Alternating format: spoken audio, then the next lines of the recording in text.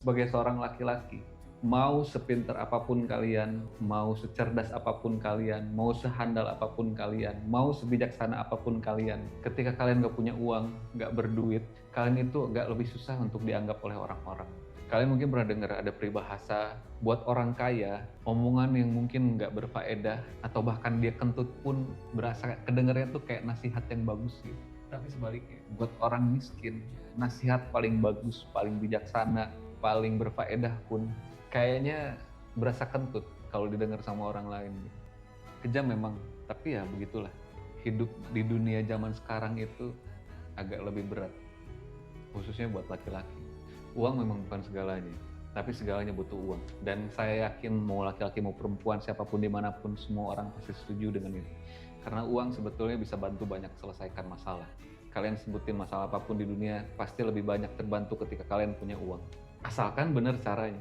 Aku sebenarnya paling benci kalau misalkan ada baca atau dengar orang ngomong money can't buy happiness. Uang itu nggak bisa beli kebahagiaan.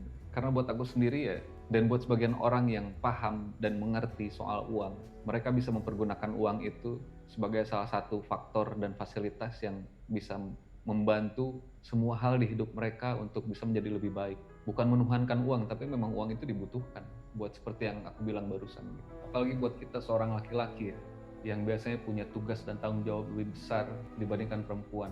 Laki-laki harus punya tanggung jawab sama ibu, sama orang tua, sama pasangan, sama istri. Laki-laki harus punya tanggung jawab juga buat anak-anaknya. Belum lagi kalau misalkan laki-laki yang punya tanggung jawab buat saudara-saudara yang lainnya, tambah lagi teman-teman yang membutuhkan bantuan dia gitu.